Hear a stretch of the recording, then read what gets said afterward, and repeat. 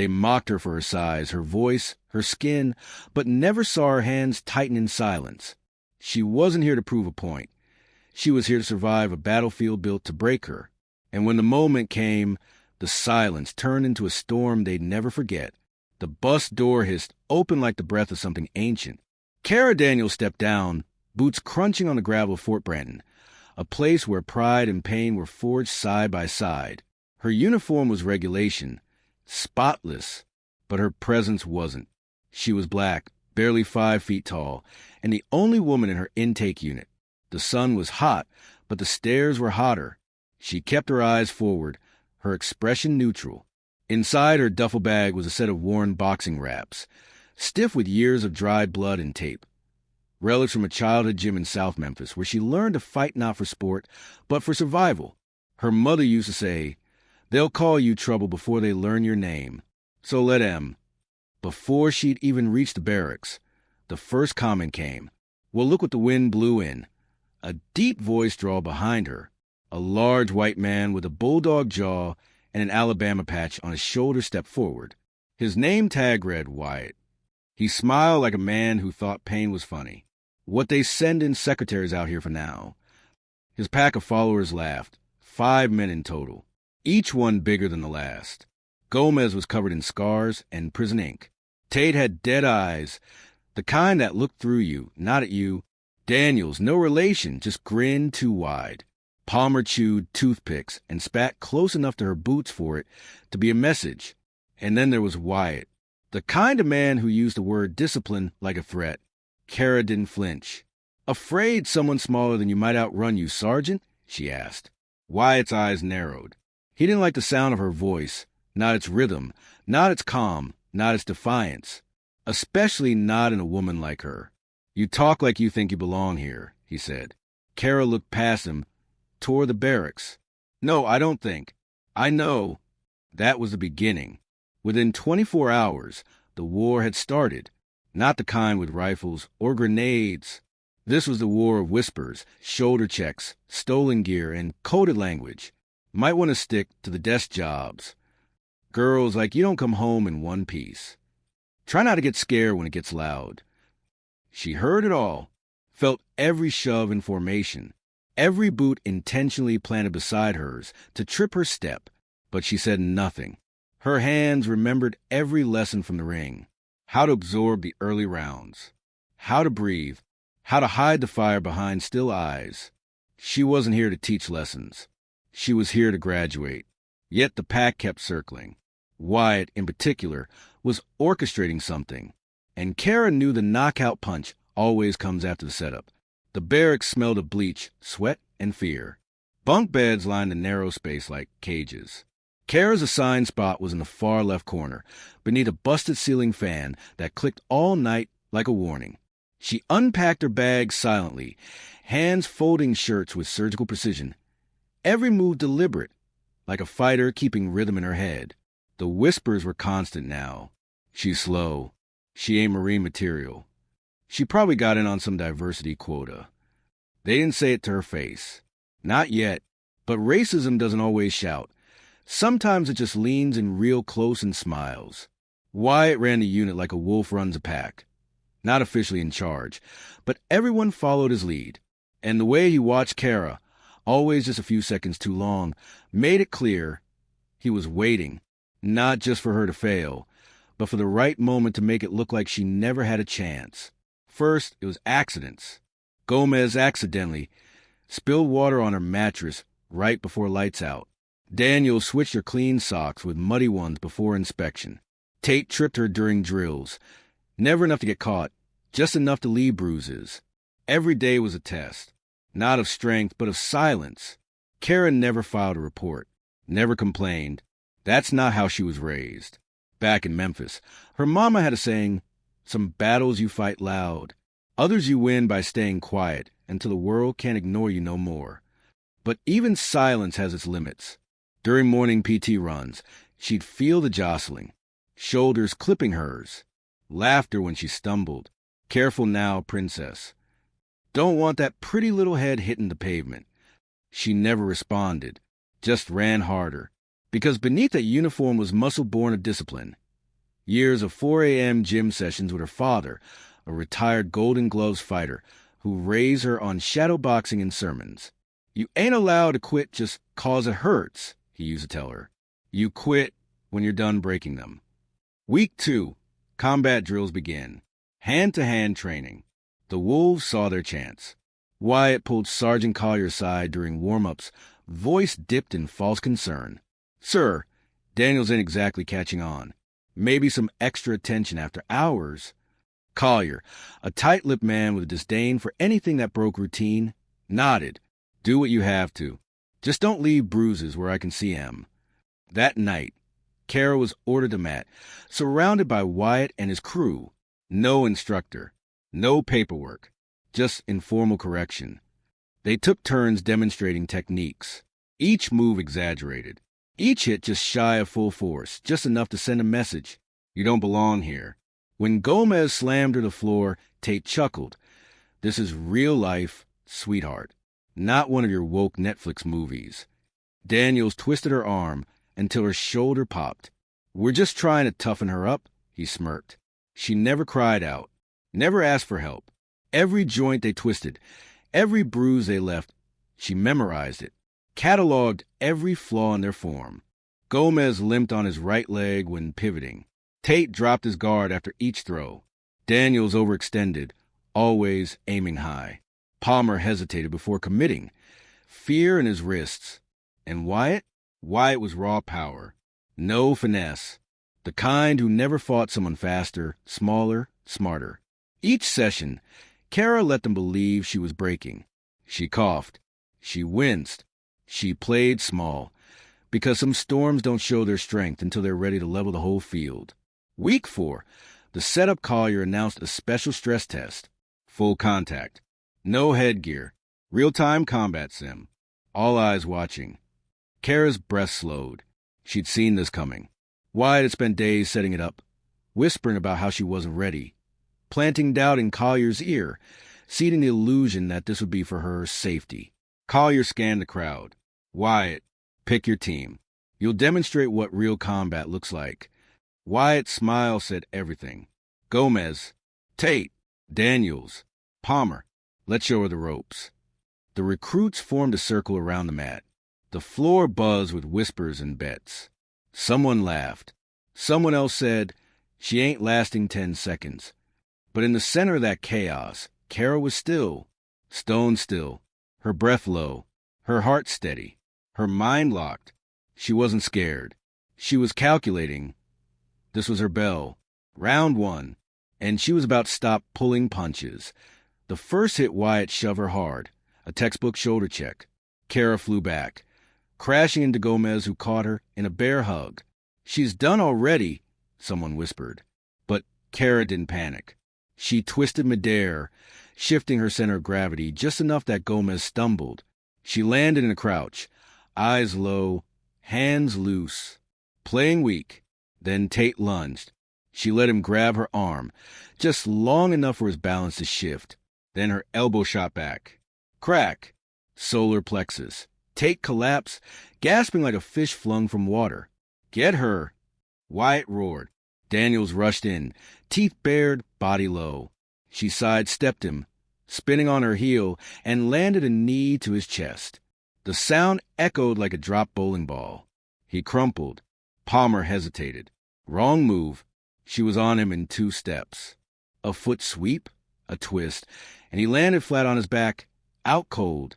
Wyatt stood alone now, his jaw tight, his pride bleeding, his racism exposed. This wasn't about combat anymore. This was about a man who couldn't handle a black woman being stronger than him, in body, in mind, in will. He charged. A punch aimed at her jaw, reckless and wide. She ducked, pivoted, and drove her palm into his sternum with all the fury she stored across 4 weeks of silent abuse. Boom! Wyatt flew backward, hit the mat like a dropped anchor, and didn't get up. The circle was silent.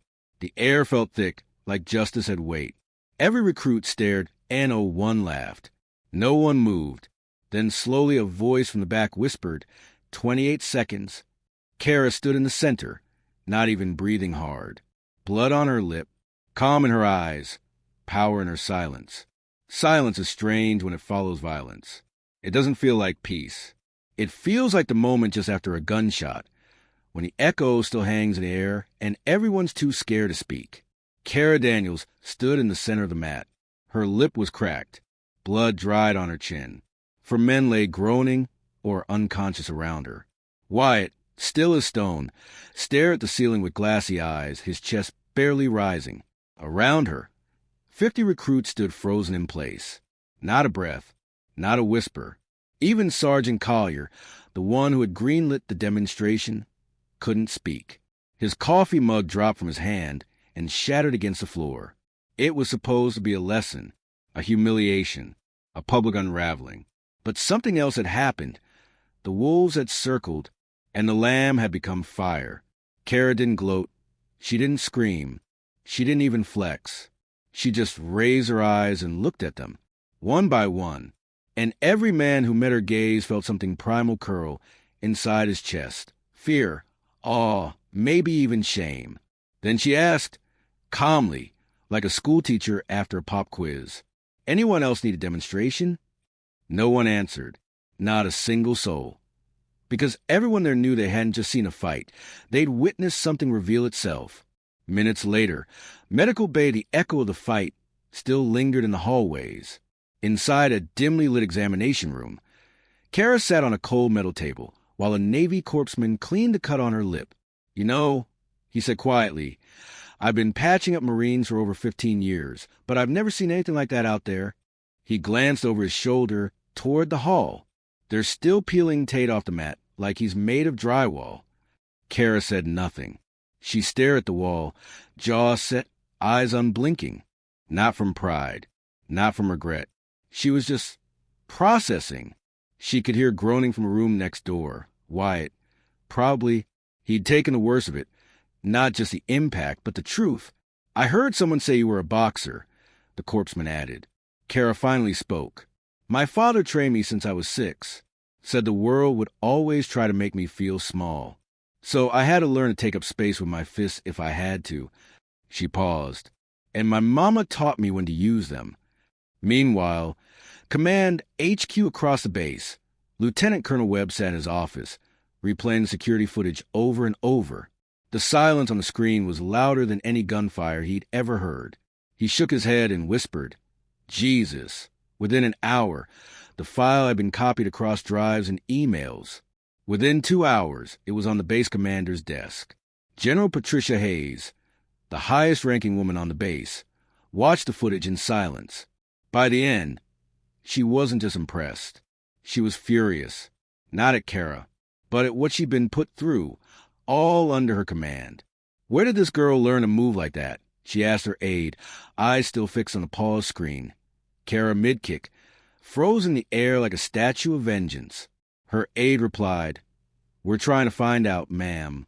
Her file just says basic martial arts background." Hayes shook her head. "That's not martial arts. That's warcraft." That night, in the barracks, the story spread like fire in a dry forest. Recruits crowded around anyone who had been there. Is it true she dropped all 5? Did she really sweep Wyatt clean off his feet? "I heard she knocked one guy out with a flick to the neck." No. She choked it with his own arms. The tale grew, morphed, mutated. But at its core was something raw, undeniable. A black woman who had been targeted, tormented, and tried, and who had responded with precision, grace, and terrifying restraint. She hadn't beaten them because she could.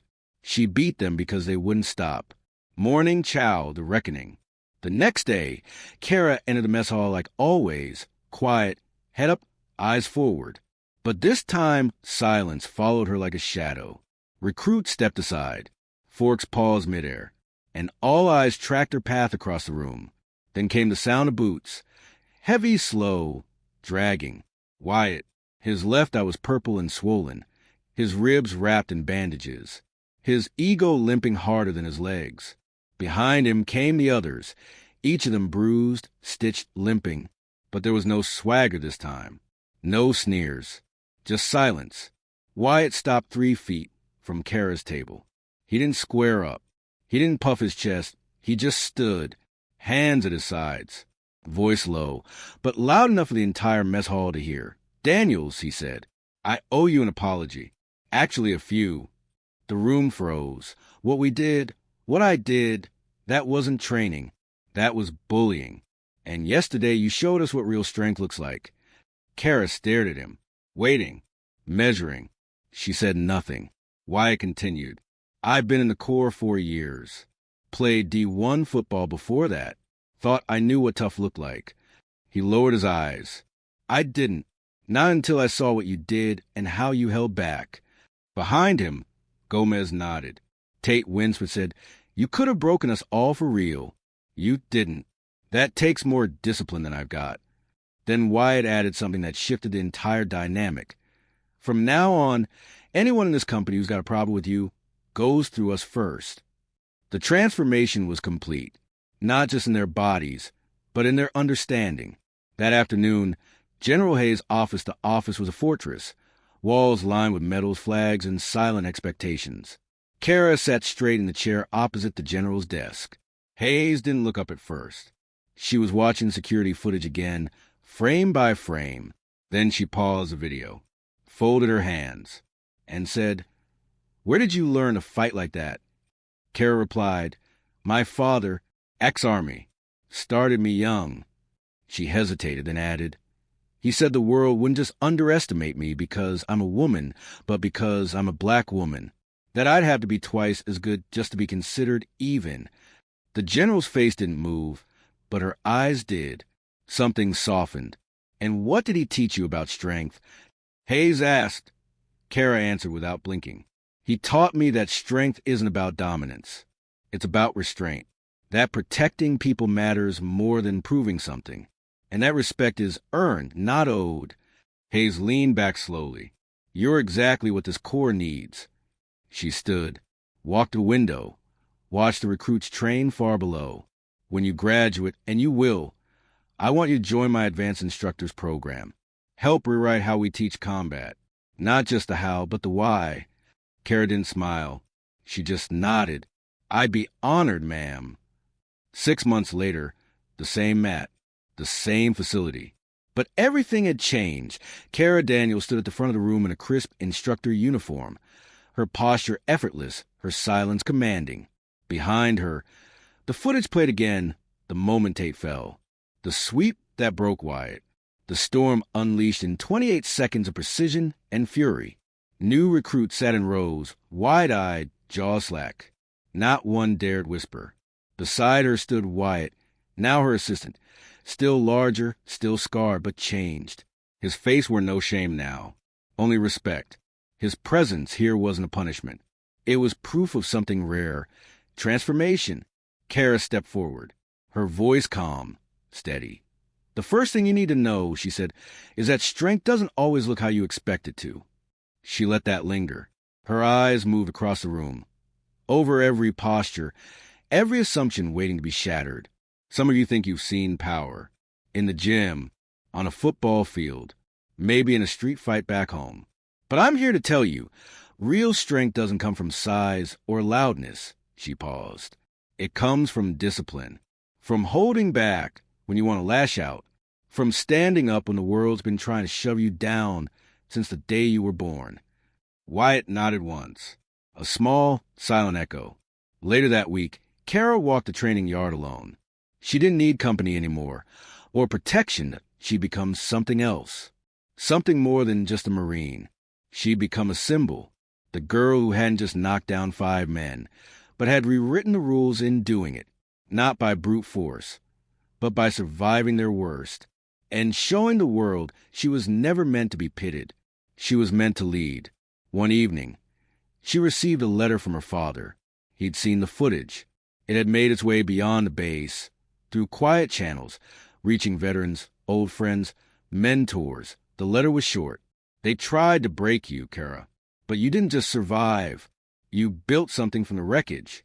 That's real legacy. That's real strength. Daddy." She held that letter for a long time, not because she needed the words, but because they reminded her of the road. From Memphis gyms with broken floors and leaking roofs, to a battlefield where her skin, her gender, her silence were all seen as weaknesses, until she turned them into weapons. Inside classrooms, instructors quoted her now. Sergeants referenced the Daniels principle. Never underestimate the quiet ones, especially when they've stopped trying to prove themselves. New recruits whispered stories at night. She's the one who fought 5 men in under 30 seconds. She didn't even raise her voice. I heard she could have broken his jaw and didn't. The legend grew, but Kara knew the truth. She hadn't done it to be a legend. She'd done it because no one else had stopped them. Because sometimes you don't fight for glory. You fight so the next girl doesn't have to. She stood in the hallway one afternoon, watching a young black recruit jog past in formation. She couldn't have been older than 19, not small. Quiet, serious eyes. She glanced at Kara, not with fear, with recognition. Like she already knew. That's who made it possible for me to walk in here without lowering my head. Kara gave her the smallest nod. The girl nodded back. And in that silent exchange, everything changed again. Years passed. Names changed. Uniforms rotated. But the legend of Kara Daniels never faded. She never asked for medals. She didn't write a book. She didn't give interviews or go viral outside the walls of the Corps. But inside, her name became gospel. Recruits were shown the footage during week 1, not as intimidation, but as standard. This is what real strength looks like. Instructors would say, not fists, not rage, control. And Kara?